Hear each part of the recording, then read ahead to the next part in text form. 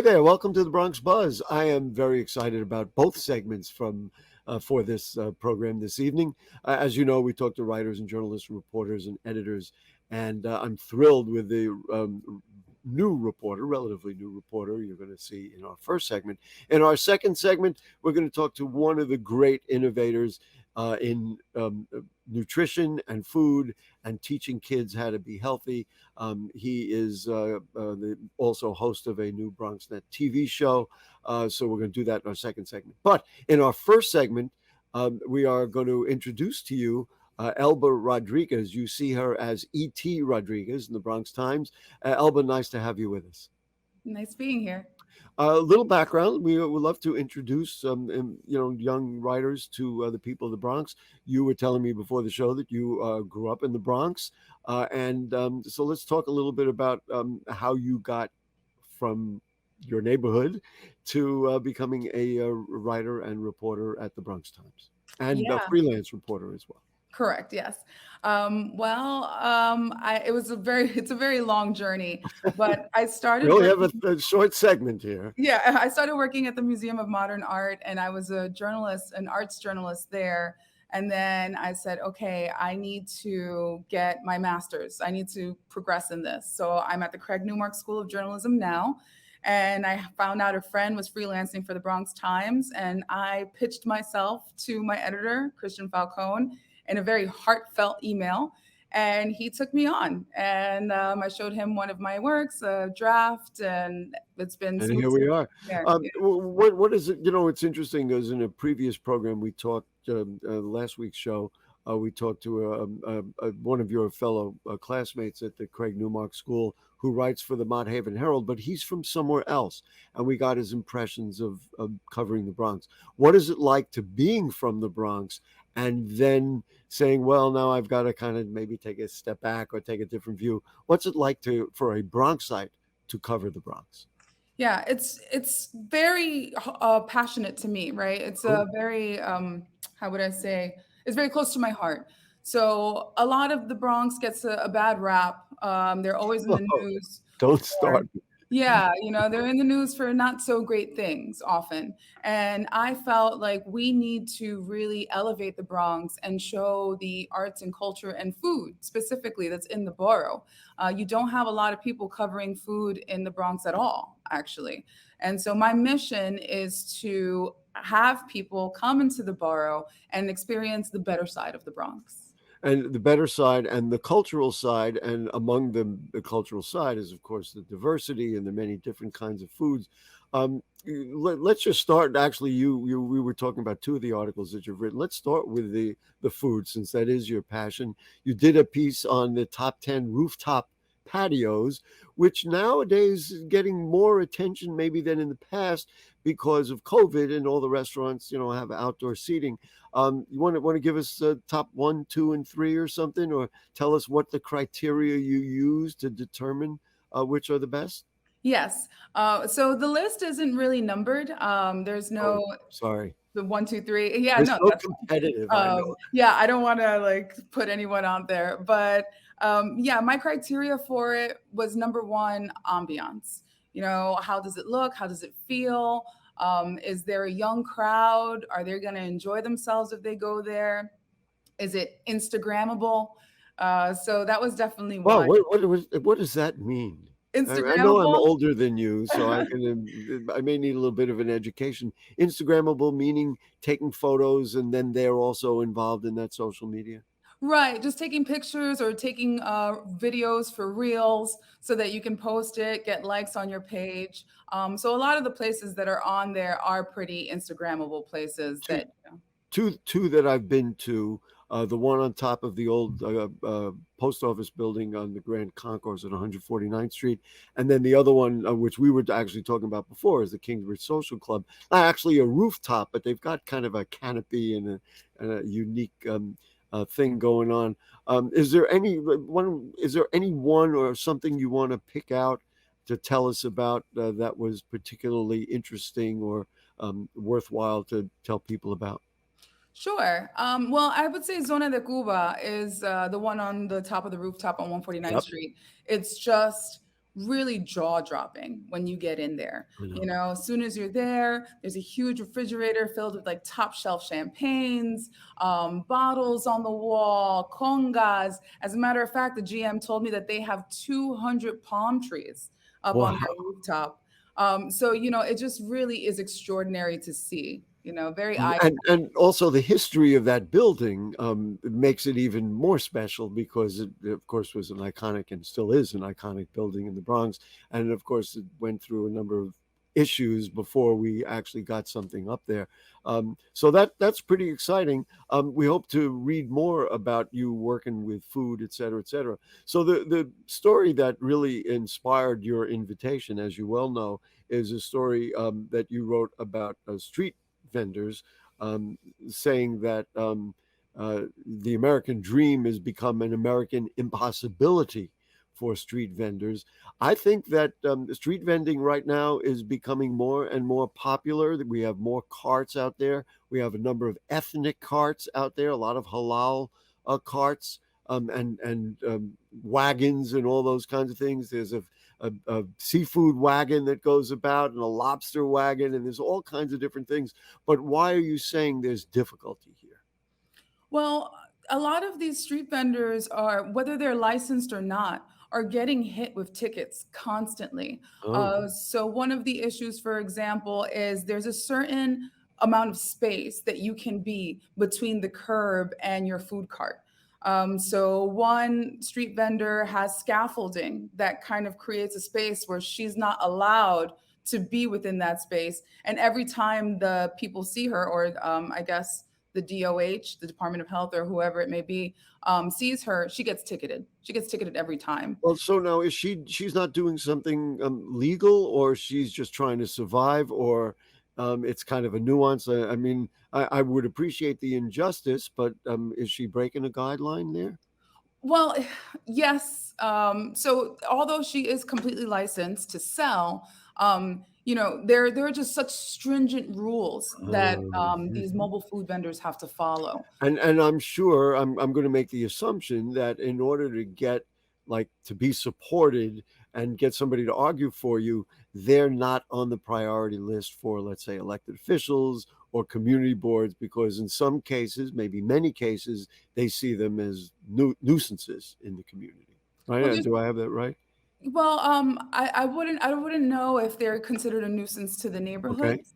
But there is the Street Vendor Project, which helps to provide legal aid to a lot of the street vendors that are facing Uh-huh. arrests or exorbitant ticketing. So, here's the thing, and the whole notion of, the American dream and whatever. I find, especially in the Bronx, where we're so individual and so creative, and so many people have been disenfranchised by jobs and everything else, especially after COVID, people are cooking in their homes and they're making stuff. And because of, again, the greatness of our creativity and of our diversity, they're making stuff that they want to share, whether it be a cultural thing, or they're just really good at it. And so we don't have the avenue to get them to be able to do it and really develop it, not unless they have an investor who's going to spend thousands, tens of thousands, to buy them a location. Right, this is the problem. Yeah, well, according to the DOH, you can't have food that you cooked at home. I understand that. I meant in terms of them developing and getting to a point where they want to be vending in the street. That's Yeah, how a lot of them get started. Well, permitting has been a really big problem, right? There was a Mm. cap on permits for a very long time, and the wait list is in the tens of thousands. Wow. But there's only about 4,000 permits out. Now that's going to be expanded this year. Actually, this month, they're supposed to be handing out a certain amount every month for the next 10 years, but people will continue applying for these permits. So it doesn't really quench the amount of people that will be continuing to apply. As many as they can serve or certify, they're going to get more on the back end. Right. Let me ask you this, and this goes back to your headline and your concept about the American dream. Is it possible to create a system where food cart vendors, I mean, unless they have the most popular one that gets in the news and everything. Is it possible to create a an industry that can get people to be ultimately successful and raise a family, etc.? I I mean, is think that possible? so. You do. Absolutely. So one of the people that I interviewed in the article, David, he's very happy. He says that he's able to support his wife and Wow, kids. isn't that wonderful? He loves dealing with the people. What neighborhood is he in, or does he move about? He's in the hub of Okay. 152nd and 3rd Avenue, I Of think it course, is. and it's a very busy place down there. They get about 200,000 people who travel through there, so I could see how maybe he could do well. Yeah, absolutely. Actually, the corner that he's on is famous for their kebabs. They've been vending there for a very, very long time. And every time I'm there, people are there and there's a line. And he was in the food industry for about 15 years and decided that he wanted to own his own business. So that's a good thing for people for mobile food vending, right? Is they get to be entrepreneurs themselves. But before we run out of time, if somebody is watching us and they say, either I have a food cart and I would like to do better, what do you have advice? Do you have a thought, especially somebody who's familiar with this?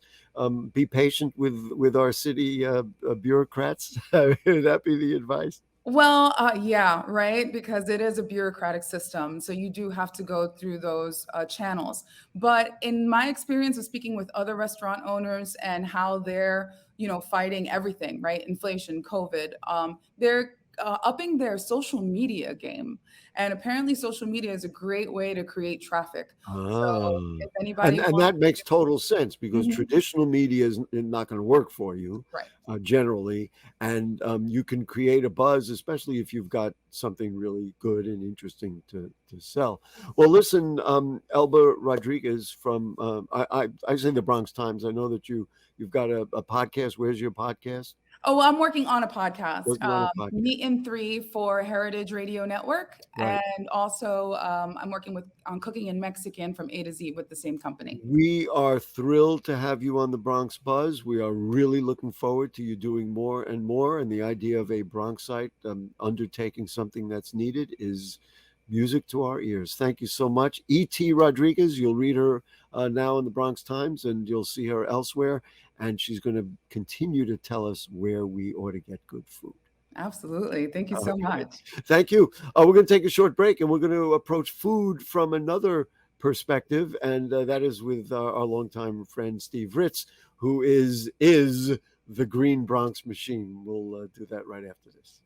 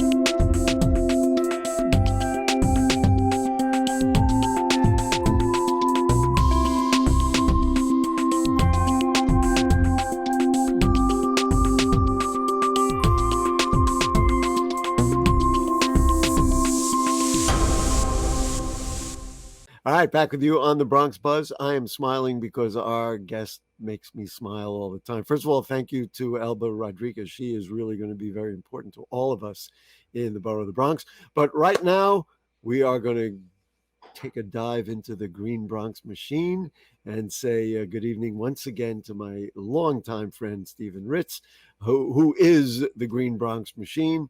He's got his green glasses today. How are you today, Steve? Hello, Gary. I'm great. Good to see you, man. Thanks for having me. You're here for any number of reasons, which we can count on our hands. I think first, at the toppermost of the poppermost here, is that Steve Ritz has I guess it's a new show with BronxNet, but it's really going gangbusters. It's called Let's Learn with Mr. Ritz. Tell me about what you do and why this was worth putting on a television program. Well, yeah, we love the show Let's Learn with Mr. Ritz, and so does PBS and the New York City Department of Education. Gary, too, and, to the tune of 2 million views. It goes to show you that we can really do something outrageous here in the Bronx. And it was literally born during the pandemic with the children and I under three. Number one, to give them something to do. And by the way, you can see the new episodes on BronxNet. So make sure you get out there and see it. But usually it sits with me in my classroom, missing my children, talking about what I could be doing during the pandemic. And usually I start wondering. I wonder, I investigate, and then I learn. And I share it with children, and I travel all around the world. And the most remarkable thing is that the voices, the characters, the animals themselves, my mythical cast of creatures and characters that join me on these episodes are the children.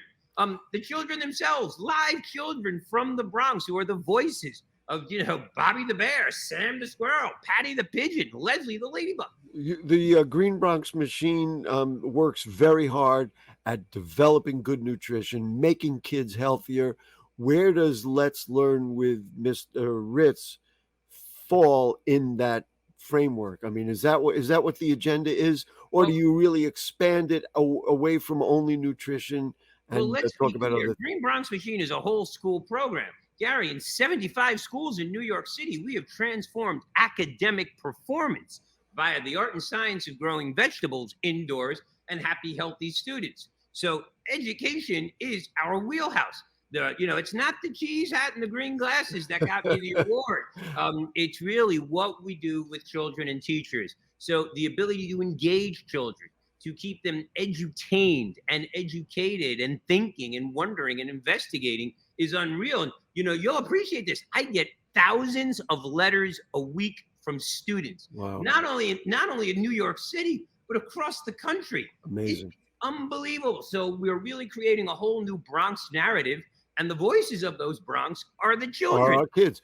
Right. Before we go to the videotape, you showed me a tomato. Can you show us this tomato, and let's talk about where this tomato is from? So check out the size of this tomato. Oh, wait, I got to put it in front of the screen. I don't know my left from my right. It's almost as big as my head. This is a Bronx tomato that was grown here at CS Community School, 450 St. Paul's Place. It came out of the garden. This thing is probably 1.5 pounds of good nutrition. And you grew it there, and the kids watched it grow, and the kids helped it grow. No. The kids grew this. This started from a seed in this classroom, in our seed incubator, all the way back there. It goes out in the school garden, which, by the way, is filled with New York City compost. And we grew it and we picked it. I knew I was coming to see you, so I went downstairs early and picked a tomato in the bunch. Well, it's a shame that we're doing this virtually, because I wouldn't mind a little salad right now. Listen, whenever you invite me in, we got salad for you anytime. 5 days a year up here, Gary. I want to shout out to one of the most innovative and one of the best principals in the world is Luis Torres, who is the principal of CS 55, who is frankly smart enough to hire you and bring you in there and transform education in the Bronx. You know what? Luis didn't even hire me. I'm a full-time volunteer. I thrust myself upon I had no idea. Wow, you're the best. I'm a volunteer. I love doing this, and I'm committed to changing the narrative of the Bronx, for the Bronx, and then the whole nation. and we're going to do it right out of here. Listen, one time I talked to you and you said I'm texting you from Dubai, so it's not only the United States. All right, let's learn with Mr. Ritz. Let's take a look at the trailer. Let's see what Let's Learn with Mr. Ritz is about, and then we have exciting news about an award you got.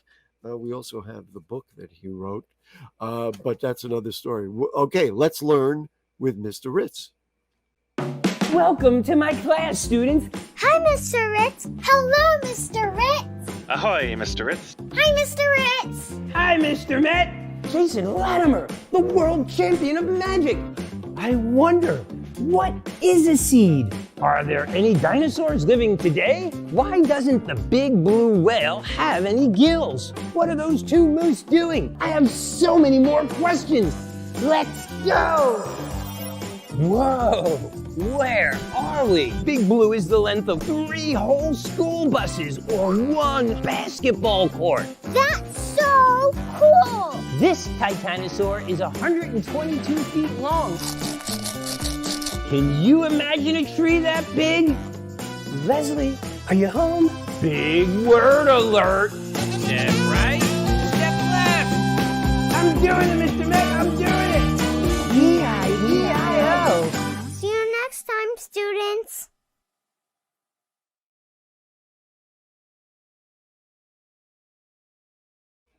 All right, there we go. Congratulations. Yeah, and it's funny, Gary, because you were talking about Dubai. That was season 1. We're debuting new episodes on BronxNet that actually feature me in UAE. We've got this nutty camel called Khalid. Oh, Mr. Ritz. And he's a talking camel. Have you ever seen a talking camel? Well, I have not. Bronx. And he took me all the way to the UAE. I get to visit the royal family. It is an amazing, amazing episode. When and where can people see it on BronxNet? When is it on? Of course, you can just Google Let's Learn with Mr. Ritz and it'll come right up. But let's give us time and day so the parents can put it on the TV and the kids can watch. I don't know off the top of my head. I got to talk to your people, but I know they've been pushing it. We'll put it up. We'll put it up on the screen once we get it. And that's Khalid. He's one hell of a camel. We're gonna find that out. When does that debut, or did it already debut? It's dropped, so they're showing new episodes of Khalid the Camel, and I literally, it's amazing. A nice bilingual Jewish boy from the Bronx goes all the way to the UAE, and we're really creating, goodwill between communities that never even knew about each other, and that's what this is really about. Not only in part that's what it's about, but it's really about doing all the other things that we've already talked about. Now, I if I could stand up, I would stand up. Now you get some applause. Now you were nominated for a Best of the Bronx award as one of the best teachers in the Bronx. Let's talk about that. We know why. It's plainly obvious why. But tell me about the award and what people can do to vote for you. Yes. So please, first of all, I'm humbled. Look, you are not humble anything. I'm Stop it. Humbled to be nominated. And I'm grateful. But to win an award on my home ground, so to speak, to me would be really cool. I've certainly got my fair share of accolades, but I'd really like to bring this home for the community and the kids and really have the best of the Bronx look at what is happening here in the Bronx and literally creating a narrative not only for the Bronx, but for the rest of the nation. So please, you can go to the Bronx Times, go to the educator section, and please, Gary, you could bring up the beautiful picture, that full-page ad that they put out of me, and have people go and vote to voting.com gallery 3334 12743. I'm sure you'll have it on the screen right below my fingers. So please grab a phone, grab a tablet, get on the internet, and please go to the bestofthebronxtimes.com voting gallery and vote for me, Stephen Ritz, under the educator category, Green Bronx Machine. There you go. You've made a very good sale there. Now let's just talk about the I don't want to use the word climate, but the tenor of the city when it comes to these things. You're on the mayor's food transition team. Talk to me a little bit about the energy that you've created. Is it infectious? Are we finding other people, other schools? Is it growing? I guess would be the ironic word to use. Ironically, the appetite for this program has just been Herculean. and let's call it what it is. We put a farm in Yankee Stadium. We'll talk a little bit about that. But as we get back to school and as we get better, the ability to have hands-on project-based learning in classrooms that drives not only academics, but health, wellness, nutrition, sustainability, and quite frankly, via the consumption of fresh fruits and vegetables continues to boost and augment our children's immune system is something that's absolutely critical. So the fact that we are growing food here 365 days a year using amazing technology in our class is inspiring children to eat better.